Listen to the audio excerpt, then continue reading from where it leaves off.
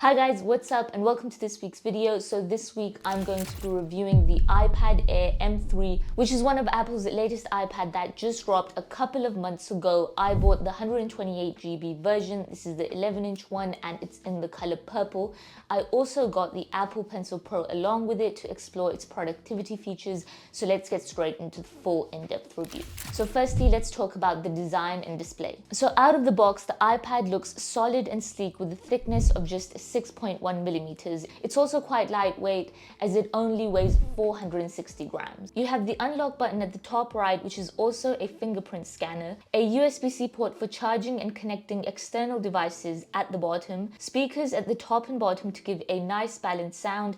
The microphone is on the right side, right next to the front-facing camera, and you also have volume buttons on the right, as well as a magnetic connector on the right side to connect additional accessories like your Apple Pencil Pro or Magic Keyboard. So the iPad Air models don't have facial recognition or face unlock. That's only exclusive to the iPad Pro models. But to be honest, the fingerprint scanner and the passcode features work quite well, so you're not really missing out. Now moving on to the liquid Retina display, which looks great with 500 nits of brightness. The resolution is not quite 4K, but it's still very high res, and it makes watching movies, playing games, and surfing the web a delightful experience. The display also features advanced technologies like P3 wide color, which has more colors than RGB displays. And you also have the True Tone option, which you can toggle on or off. Personally, I keep it off. I don't think it's very accurate. I think it always just makes it a bit yellowish and a bit too warm for my liking. The bezels of the iPad Air are a bit on the thicker side, but I think that's for good reason because you don't want to have accidental touches when you're holding the iPad, so I think that gives you a bit of room to be able to hold it comfortably. The iPad also claims to have ultra low reflectivity, making it quite visible both indoors and outdoors.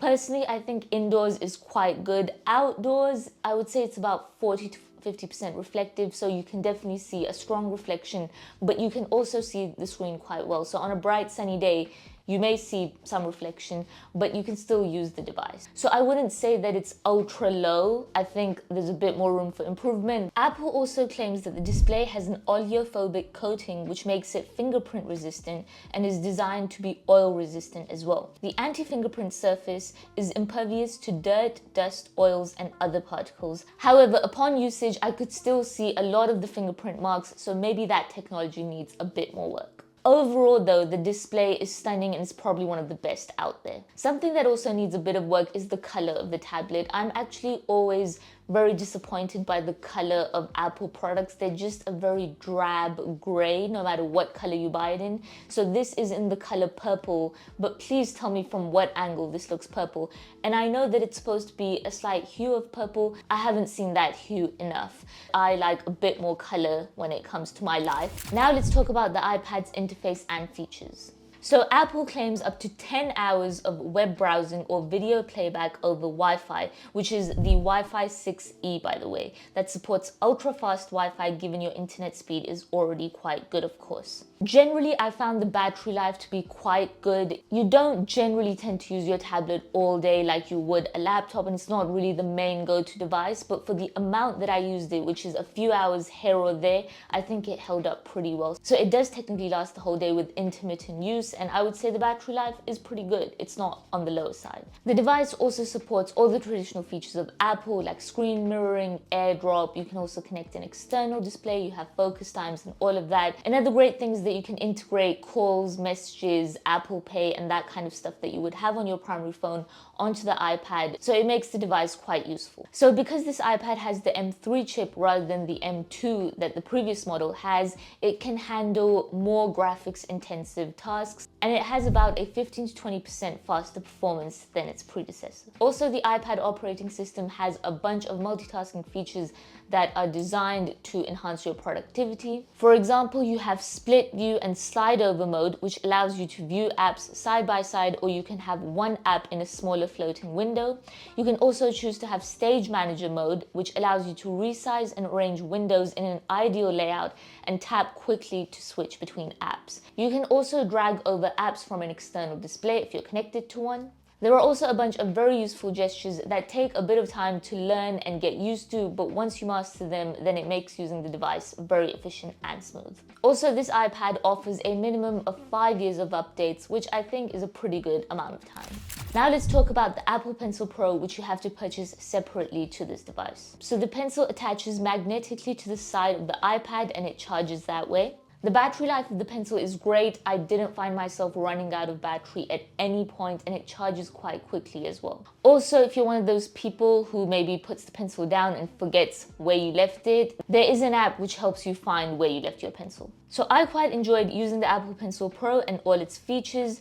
Firstly, the design is very comfortable to use and write with, and you can also see the area that the pencil is hovering on the screen. There are also a bunch of shortcuts like swiping from the bottom left corner to take a screenshot or the bottom right to take a quick note. When taking notes, there are a bunch of gestures that make the whole process of writing quite efficient.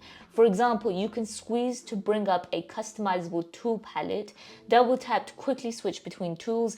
You can also customize these demands to suit your needs. And also the pencil has haptic feedback, which is also quite subtle and nice. In terms of the writing experience, it's quite good, it's quite smooth. You have low latency, you have palm rejection technology. So I haven't really had any hiccups where I'm trying to write something, but it selects something else. However, if you compare it to devices like the Remarkable Pro, then it's obviously not as good as that, but I think that's a bit of an unfair comparison because that device has limited capabilities and is for a completely different kind of usage style.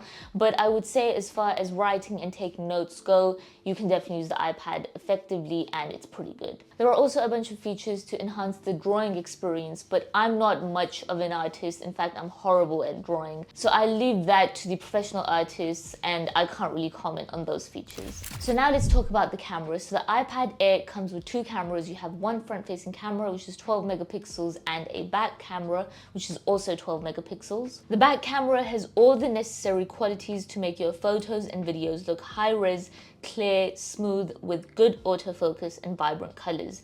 There's no portrait mode and the features of the camera are minimalistic, but when taking photos of landscapes, people, and also some macro shots, the results are generally pretty good. It also has auto image stabilization, so I would say for a tablet, the camera is generally decent. You also have up to 5 times zoom, and personally the zoom isn't great, but again, it's a tablet, you can't expect too much. There's also an option to take photos in the square format, and that might be suitable to upload on certain types of social media. And you can also take panoramic shots, and there's also a built-in document scanner. When it comes to video recording, you can record up to 4K, so HD and 4K in both 30 and 60 frames per second, which I think is pretty good. And you also have time-lapse and slow-mo mode if you want to get a bit more fancy. The front camera also takes decent selfies if you are into taking selfies, and you can also record HD videos up to 60 frames per second on that front camera. So now let's talk about Apple Intelligence, which is integrated into this device. So this is the new Apple Intelligence, which also the iPhone 16 Pro Max has, and I've made a review for that. So the features are pretty much the same, but they are on this iPad. You have all the writing and summarization tools, you have ChatGPT integration, you have Image Playground, Genmoji, all of that kind of stuff.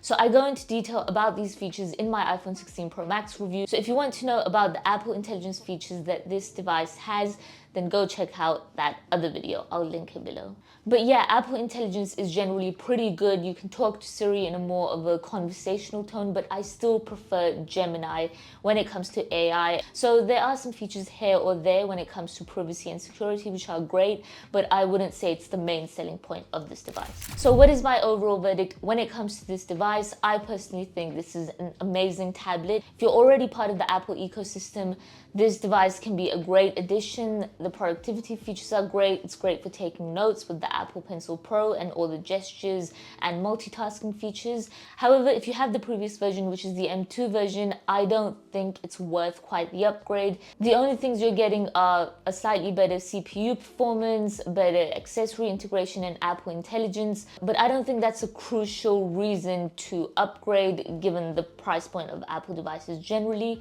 And also, if you're not part of the Apple ecosystem, I know there are cheaper tablets available, which are the Windows one, like the OnePlus Pad, Samsung Tab, and so on. So it might not be necessary for you to get something like this, but I think as a standalone device, it is pretty good. So whether you're Windows or not, it's a great tablet with a lot of amazing features. So that's pretty much it for this week's video. If you enjoyed it, give it a thumbs up, share it with people that you like or don't like.